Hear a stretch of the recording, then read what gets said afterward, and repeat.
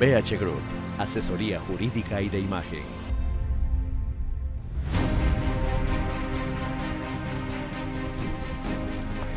Proseguimos en este panel veraz sobre arroz verde fase 1-2, sanción y rectificación por Sonorama, la gran señal nacional 103.7 FM, 9 de la mañana domingos. Y aquí tenemos un nuevo horario en Canal 1 desde las 21:45 tras artículo 18, Rafael Cuesta. Asambleísta, en su intervención inicial usted nos reiteró que hay que llamar a todos, como dijo al principio. ¿Qué pasó? Me diste 2 minutos. ¿Tiene ahora más? A ver, sí. Yo he pedido que al Pleno de la Asamblea no solamente concurran los funcionarios encargados del control, sino que adicionalmente se llame también a las empresas que son acusadas de aportar. Y si bien la Asamblea no tiene un mecanismo coercitivo que le obligue a los privados a presentarse, a pesar de que es una asamblea en la que pueden ir y presentarse los transportistas, los interesados en cualquier norma, para este tema específico sí creo que sería importante que se llame esta. ¿Quiénes son los funcionarios encargados de control? El Consejo Nacional Electoral, por ejemplo. Entonces tienes el Consejo Nacional Electoral. Pero no el actual. Pero es que es el actual el que tiene que asistir, porque nosotros sino el que no hizo el control, el de Pozo, cuando fueron las elecciones. Sabe Dios dónde estarán, pero en cambio quien tiene la responsabilidad en este momento es el actual, porque adicionalmente no tienes auditadas las cuentas de los últimos 5 años. Ya. ¿Sobre qué base llamar a las empresas con una referencia que no tuvo ningún comprobante, como sí hubo algunos en Arroz Verde 2013-2014? La Fabril ha dicho que no ha hecho aportaciones, Hidalgo ha dicho que no ha hecho aportaciones, de 2 negativas de empresas que recuerdo, y hay un desfile de negativas también. Esto es interesante porque en un momento determinado te tocará hacer cruces entre los comprobantes anexos a las declaraciones de impuesto a la renta de cada una de las empresas y ahí veremos qué es lo que sale. ¿Qué puede salir de ahí? Esa parte no la entiendo bien. Usted dijo que hay 2 aristas adicionales que chequear aquí. Se pudo estar mermando las utilidades de los trabajadores, sí, y por lo tanto el Ministerio de Trabajo debería auditar eso. Y se pudo haber estado estafando al SRI también, al no declarar ciertos movimientos. Pongamos esto en perspectiva. Los aportes para la política no son malos, pero tienen que seguir ciertas reglas.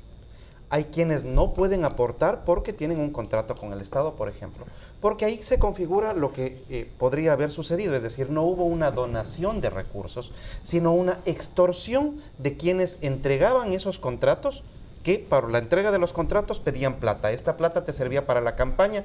En la campaña ganabas con semejante cantidad de plata y volvías a entregar contratos a las empresas que después les volvías a pedir plata. Ese fue el mecanismo que se utilizó. Y las entregas de tus colegas del 2013 y 2014 sobre cómo fue ese financiamiento, de alguna manera nos hacían pensar que si es que eso hicieron en el 2013 y 2014, ¿por qué no lo van a haber seguido haciendo? ¿Con los mismos o con otros diferentes partidos? Con una diferencia. En la segunda investigación, hay, como yo citaba al principio, también aparece utilización de recursos públicos. Pero mucho menos soportes que los que hay en la primera para creer que se reeditó el capítulo exactamente igual. Entonces, en la primera no hay indicios, sino hay comprobantes, si se quiere. En la segunda hay presunciones que son lógicas, pero solo presunciones. ¿En función a eso va a hacer usted desfilar a toda la Cámara de la Construcción por la Asamblea? No. En función a eso, lo que nosotros necesitamos es que la Fiscalía haga lo que tiene que hacer. Y por otra parte, una vez que ha sido mencionados aquí, el SRI tiene algo que decir. Entonces tienen que cruzar información. ¿El SRI de qué periodo? ¿De este? El actual SRI, pero es que ¿del anterior? No. El SRI actual puede revisar todas las cuentas de todas las empresas que siguen funcionando en el Ecuador. Y es parte de las cosas que se tiene que ver. ¿Por qué su pedido no ha prosperado? Bueno, porque el presidente de la República, el presidente de la Asamblea, es el que determina qué se pone y qué no se pone en el orden. ¿Eso fue un lapsus o fue deliberado? Eso del presidente de la República es el que determina lo que va y no va en la Asamblea. Bueno, es un lapsus calculado. Pongámoslo en estos términos. Lo que se necesita es transparencia, Carlos. Quienes te pueden dar transparencia son los funcionarios que actualmente están. O le vamos a llamar al señor Omar Simón para que nos diga cómo hizo sus trabajos en el Consejo Nacional Electoral. ¿Es partidario de llamar al presidente de la República? En un momento determinado, sí. No, ahorita. No, en este momento no. Mire lo que dijo María Paula Romo sobre la implicación que podría tener el presidente en esto, justamente en la entrevista de la semana pasada. Yo tengo ¿Usted cree que el mis presidente dudas. no sabía quiénes fondeaban su campaña? Estoy segura. ¿Ah? Estoy segura. ¿Por? Porque nosotros hemos visto cómo actúa el presidente Moreno en una campaña, en la última campaña. ¿Es ingenuo o es No, sano? Yo creo que el presidente Moreno es una persona buena y es una persona honesta y es incapaz de hacer ciertas si es cosas. ingenuo o es sano. No, yo creo que es sano, si es que esa es la distinción. Es decir, Así. según su lógica, hubo narcos que pueden haber financiado la campaña de Moreno y él no sabía. No, yo no he dicho eso. No, yo digo pero eso. El presidente, según su lógica, pudo haber pasado. Porque él no sabe quién financia no, su el campaña. presidente sí lo ha dicho en qué términos se ha referido a este tema. Ha dicho, si hubo alguna práctica corrupta de las que utilizó el gobierno anterior, de ninguna manera eso habría sido ni con mi conocimiento ni con mi consentimiento. ¿Usted le cree, asambleísta de Villamar? ¿Al presidente o a la ministra? Ambos. Yo puedo concordar en el criterio de la ministra respecto del presidente. Pero no me olvido que es la ministra de la política y por lo tanto su función es proteger al gobierno. Tiene que proteger al presidente. ¿Cuál es la función de la asamblea? Porque eso es lo que... ¿Proteger al presidente es mentir? No, para nada. ¿Qué es proteger al presidente? Bueno, al presidente lo protege en el momento en que hace esta categorización del buen tipo que es. Sí. ¿Y usted cree que es un buen tipo? Yo creo que es un buen tipo.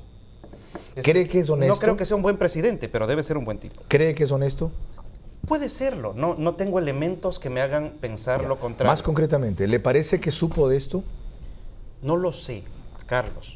No lo sé. ¿Se puede eso averiguar en la asamblea? Sí se puede, pero ¿Cómo? es que ese es el ejercicio. ¿Cómo? Bueno, es que... ¿Con la carga política que hay de uno y otro?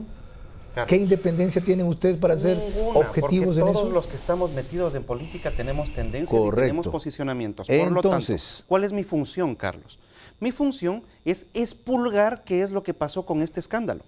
Pero para poder obtener la verdad, requiero que los funcionarios públicos del gobierno la entreguen. ¿Cómo se consigue eso? Cuando la Asamblea utiliza sus prerrogativas y competencias. ¿Cuáles son? Por ejemplo, el enjuiciamiento político, pero no necesariamente tienes que llegar al enjuiciamiento porque la fiscalización puede hacerse sin necesidad de enjuiciamiento. ¿Por dónde va a comenzar a fiscalizar entonces? Hemos comenzado con el pedido que se hizo al presidente de la Asamblea. Hace 2 semanas. Sí, señor. ¿Y? Ahora bien, también hemos pedido información al SRI. Hemos pedido información al Ministerio del Trabajo. Y esta semana voy a pedir directamente la información a las empresas. ¿Por qué? Porque resulta que si es que las empresas me dicen que no, que ellos jamás han aportado un centavo. Y después en una investigación aparece que sí, bueno, tendremos además un caso de perjurio. Y seguiremos sumando las responsabilidades. Sin más les vale que vayan desfilando en orden como hicieron en Brasil parte de las... o en Argentina, sí, o las consecuencias pueden ser peores. Pero pongámoslo por qué. Porque en este momento nosotros estamos diciendo sí los funcionarios, sí el Consejo Nacional Electoral, sí el SRI, sí los políticos. ¿Y los ciudadanos? Porque a mí me parece que también aquí hay una responsabilidad de todos los ecuatorianos sobre lo que nosotros podemos construir como un sistema político creíble. ¿En qué sentido? Mira, la primera es, por favor, o sea, si es que van a votar, no sean malos. Escogerán a alguien que no sea un gran deportista, un gran talento de televisión, etcétera, sino alguien que pueda hacer bien su trabajo en legislación y en fiscalización. Creo que no es pedir mucho, Carlos. Lo segundo, es evidente que en una campaña, si es que te regalan la camiseta, te están comprando el voto, pues, Carlos. Ese es el punto. Entonces, el ejercicio de mejorar la política no solamente es de los políticos, también es de los ciudadanos. Con eso proseguiremos en el panel con que cierra este programa. Ahora, la siguiente pausa para la próxima entrevista individual con el doctor Ramiro García Falconi, quien es decano en la Facultad de Jurisprudencia de la Universidad Central en Quito. Estamos en una entrevista veraz sobre arroz verde, sanción y rectificación por Sonorama FM 103.7, la gran señal nacional, y Canal 1. No solo en señal abierta y cablera, sino a través de Facebook Live de Noticiero 1.